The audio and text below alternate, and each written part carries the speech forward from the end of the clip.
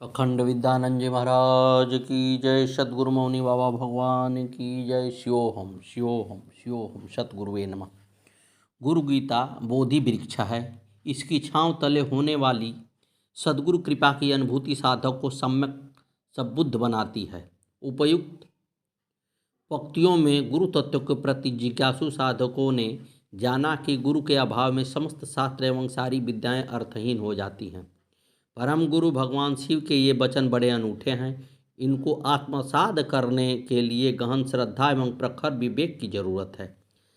श्रद्धा एवं विवेक के संयोग से ही यह तत्व समझ में आता है कि समस्त शास्त्र सार गर्भित हैं और सारी विद्याएं अर्थवान हैं। पर तभी जब सद्गुरु कृपा करें, इनका सम्यक बोध कराएं। सद्गुरु के न होने पर शास्त्र केवल वाक्य जाल और वितंडवाद का साधन बन जाते हैं। इन्हें पढ़ने और रटने वाले अहंकार से छुटकारा पाने की जगह ज्ञानी होने की झूठे अहंग के ज्वर में पीड़ित होते हैं। यही स्थिति विद्याओं की है। गुरु सानिध्य के अभाव में कल्याणकारी विद्याएं भी अकल्याणकारी बन जाती हैं। यह ऐसा अनुभव सिद्ध है जिसे अनेकों बार अनेकों ने अनुभव किया है। गुरु महिमा की एक कथा को आगे बढ़ाते हुए भगवान सदाशिव आदि माता पार्वती से कहते हैं, यज्ञो व्रतं तपं दानो जप तीर्थ तथैव च गुरुतत्वमभिज्ञाय गूढ़स्तु चरते जनः। यज्ञ व्रत तप दान जप और तीर्थ आदि सारी प्रक्रियाओं को करने वाले लोग भी गुरु तत्व के बोध के अभाव में मूढ़ की तरह विचरते रहते हैं।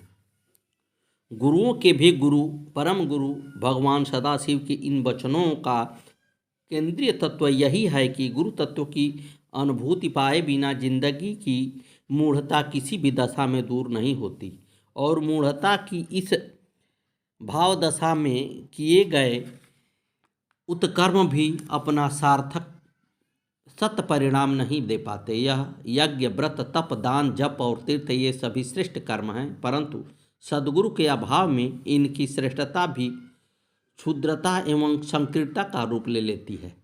इन्हें करने वाले इन उच्च कर्मों की श्रेष्ठता को अपने स्वार्थ अहंकार एवं मतवाद की संकीर्णता में ढाप देते हैं। उदाहरण के लिए जो यज्ञ कर्म इदम नमम का भाव प्रवर्तक है, वह गुरु ज्ञान के अभाव में प्रायः कामनाओं की पूर्ति के लिए किया जाता है। इसी तरह व्रत के पालन का तात्पर्य व्रतशील जीवन से है, परंतु साधारणतया लोग विभिन्न व्रतों को अपनी मनोकामनाओं की तृप्ति का साधन बना लेते हैं। ठीक यही स्थिति तप दान और जप तीर्थ की है।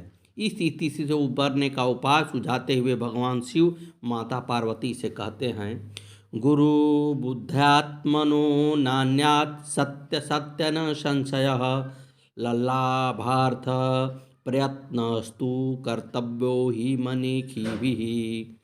प्रबुद्ध आत्मा एवं सद्गुरु एक ही हैं, भिन्न नहीं हैं।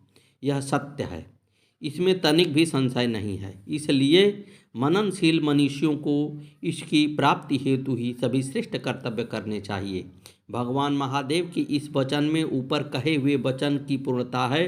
साधकों के मन में इस मंत्र के पहले वाले मंत्र को पढ़कर यह शंका जन्म ले लेती है कि जब गुरु ज्ञान के अभाव में यज्ञ व्रत दान तप और तीर्थ आदि कर्म केवल मूढ़ता के द्योतक बने रहते हैं, तो फिर यदि सद्गुरु का सानिध्य अभी प्राप्त न हो तो इन्हें किया जाए अथवा न किया जाए। साधकों की यह शंका मात्र कोरी शंका नहीं है, परंतु जिज्ञासु अंतर्मन की जिज्ञासा भी है। महादेव भगवती पार्वती को इस मंत्र में इसी जिज्ञासा का समाधान सुझाते हैं। परम गुरु कहते हैं, हे देवी, जो मननशील मनीषी हैं वे शीघ्र ही इस गूढ़ रहस्य को समझ जाते हैं कि अपनी जागृत आत्मा ही सद्गुरु है अथवा गुरुदेव भगवान ही अपनी जागृत आत्मा है। इस कथन में सबसे अधिक ध्यान आकर्षित करने वाला शब्द मनीषी है। मनीषी सब नहीं होते, ये बड़े ही विशेष प्रकार के साधना परायण व्यक्ति होते हैं। इनका विश्वास जीवन की यांत्रिक गतिविधियों में फंसकर सब कुछ गंवा देने में नहीं होता। इनकी अंतःचेतना रोजी रोटी कमाने तक सीमित नहीं रहती। ये अपनी रोजमर्रा की गतिविधियों के साथ जीवन के सार तत्व के बारे में भी सतत मनन करते रहते हैं। ऐसे मननशील मनुष्यों को शीघ्र ही इस यथार्थ का एहसास हो जाता है कि सद्गुरु की कृपा शक्ति से ही आत्मचेतना में जागृति आती है, और जब आत्मचेतना जागृत होती है तो यह सत्य अनुभूति की रूप ले लेती है कि सद्गुरु की कृपा चेतना ही अपनी आत्मचेतना है। इन दोनों में कोई भिन्नता नहीं है। इसलिए गहन अर्थ में सद्गुरु के सत्य स्वरूप का साक्षात्कार ही आत्म साक्षात्कार है। सद्गुरु की प्राप्ति ही आत्म प्राप्ति है।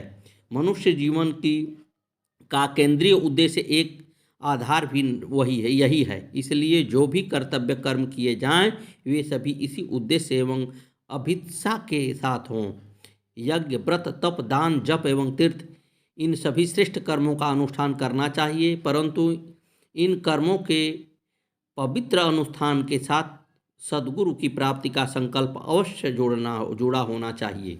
इस संकल्प के जुड़ने मात्र से ये सभी कर्म श्रेष्ठ से श्रेष्ठतर और श्रेष्ठतम होते चले जाएंगे, और इनके अनुष्ठान में तत्पर व्यक्ति की अंतःचेतना मूढ़ता से ज्ञानदाता सद्गुरुदेव की यात्रा कर सकेगी। भगवान महादेव गुरु गीता के अगले मंत्र में स्पष्ट करते हुए कहते हैं कि इस तरह के संकल्प के साथ किए गए पवित्र कर्मों के अनुष्ठान गूढ़ विद्या हैं। गूढ़ विद्या जगन्माया देहे चाज्ञान संभवा उदयो यत प्रकाशेन गुरु शब्देन कथ्यते। माया से आवृत जगत और अज्ञान से उत्पन्न शरीर के लिए यह गूढ़ विद्या है, जिसके प्रकाशित होने से सत्य ज्ञान का उदय होता है। इसी तत्व को गुरु संज्ञा दी गई है। सतगुरुवे नमः। सद्गुरु प्राप्ति की अभिप्सा के संकल्प को भगवान सदाशिव गूढ़ विद्या इसलिए कहते हैं क्योंकि यह तत्व साधारणतया किसी की समझ में नहीं आता। कामनाओं और वासनाओं के अंधेरे से घिरे लोग गुरु शब्द का महत्व ही नहीं समझ पाते। गुरु में पहला अक्षर गु अंधकार का वाचक है और रू प्रकाश का वाचक है। इस तरह गुरु वह तत्व है जो अज्ञान रूपी अंधकार का नाश करके ज्ञान रूपी तेज का प्रकाश करता है। ऐसे सद्गुरु के लिए लगन, उनको पाने की गहरी चाहत, उनके चरणों में अपने सर्वस्व समर्पण करने के लिए आतुरता में ही इस मनुष्य जीवन की सार्थकता है। यद्यपि यह कार्य आसान नहीं है। आसान न होने का पहला कारण है कि यह समस्त जगत अपने वास्तविक रूप में है तो ब्रह्ममय, किंतु इस पर माया का छद्म आवरण है। इस दुनिया में प्रायः सभी लोग इसी कारण मेरा तेरा करने में लगे हुए हैं। गुरु प्राप्ति की लगन में अगली बाधा है शरीर। यहाँ शरीर का अर्थ केवल देह मात्र से नहीं है, बल्कि इसके अर्थ में दैहिक कष्ट और दैहिक वासना भी शामिल है, जो मनुष्य को आत्मचेतना को अपने से कसे जकड़े रहती है। इन बाधाओं और अवरोधों को परे हटाकर जो सद्गुरु की प्राप्ति के लिए संकल्पित होते हैं वे धन्य हैं। वे कृतार्थ और कृतकृत्य होते हैं जो सद्गुरु के चरणों में भक्तिपूर्वक अपने को न्यौछावर करने के लिए आगे बढ़ते हैं, क्योंकि गुरु चरणों की महिमा अपरंपार है। सतगुरुवे नमः। सतगुरुवे नमः। आगे की कथा सुने। तीसरी घटना सन 2003 की है। उस वर्ष नरोत्तम दास का प्रमोशन अधिकारी के पद पर होना था। सर्विस बुक लखनऊ मंगाई गई। लखनऊ पहुंचने के कुछ समय बाद वहां से दोबारा चिट्ठी आई कि सर्विस बुक भेजो। सर्विस बुक तो भेजी जा चुकी थी। इनके प्रमाण स्वरूप लखनऊ की प्राप्ति रसीद भेजी गई। सर्विस बुक पहले ही लखनऊ प्राप्त करा दी गई। यहाँ जानकारी निकालने पर पता चला कि जिस व्यक्ति ने सर्विस बुक प्राप्त की थी उससे एक अन्य बाबू ने वह सर्विस बुक मांगी थी और फिर वापस नहीं की थी। ये पुनः बनवारीपुर मौनी बाबा की शरण में पहुँचे तथा सारा वृतांत बताए। गुरुदेव क्रोधित हो गए तथा बोले, सब चोर बैठे हैं।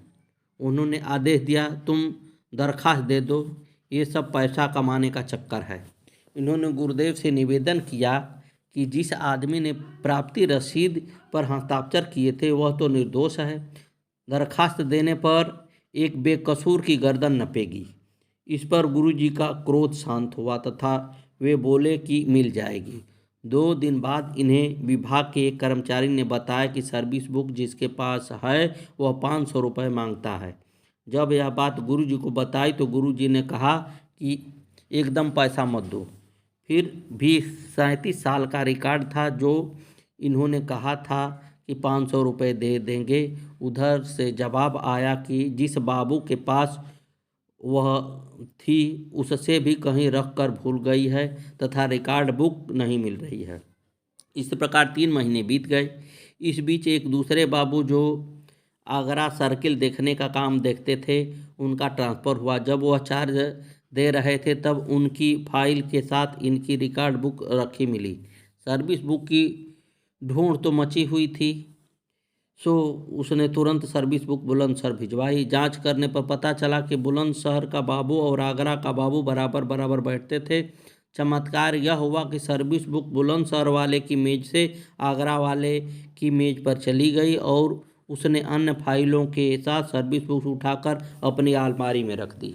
बुलंदशहर वाला बाबू जो 500 रुपये मांग रहा था वह हाथ मलता रह गया। गुरुजी सशरीर कई स्थानों पर पहुंच जाते थे। नरोत्तम दास को आभास हुआ कि गुरुजी लखनऊ पहुँचे तथा सर्विस बुक उठाकर आगरा वाले बाबू की अलमारी में रख दी, जो बाद में सुरक्षित बुलंदशहर आई। नरोत्तम दास अनुभव करते हैं कि उन पर गुरुजी मौनी बाबा भगवान की अपरंपार कृपा रही है। सतगुरुवे नमः, सतगुरुवे नमः। नरोत्तम दास का बड़ा पुत्र भी मौनी बाबा का शिष्य है। उसे कोई नौकरी नहीं मिल पा रही थी। एक दिन गुरुजी बुलंदशहर में किसी शिष्य के यहाँ आए थे। ये भी दर्शन के लिए पहुँचे। जब गुरुजी वहाँ से चले तो नरोत्तम दास ने निवेदन किया कि मेरी झोपड़ी पास ही है, कृपया आप चरण धूल इसे उसे भी पवित्र कर दें। उन्होंने पहले तो मना कर दिया कि फिर आएंगे, परंतु चलते चलते इनके घर की तरफ मुड़ गए। घर पहुंचकर इन्होंने अपने सामर्थ्य के अनुसार स्वागत सत्कार किया। भोजन के पश्चात जब जाने लगे तो इन्होंने कहा कि इनका पुत्र और आपका शिष्य अभी तक बेरोजगार ही है।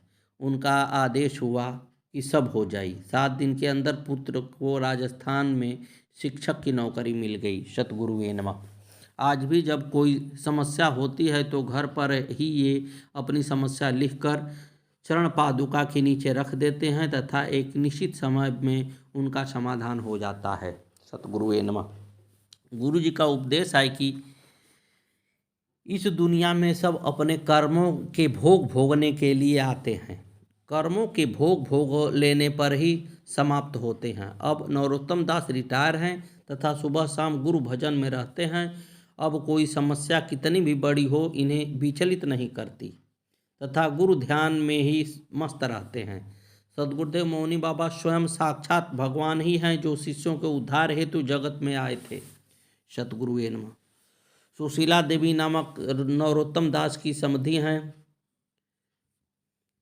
उन्होंने गुरु जी के चित्र वाला कैलेंडर इनके पुत्र व अपने दामाद जितन कुमार द्वारा मंगवाया तथा उसे अपनी घर की दीवार पर चिपका दिया। उनके कुछ दिन बाद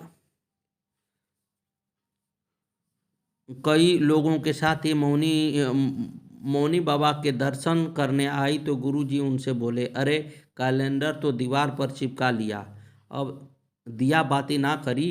वे आश्चर्य में डूब गई कि इन्हें कैसे मालूम हुआ।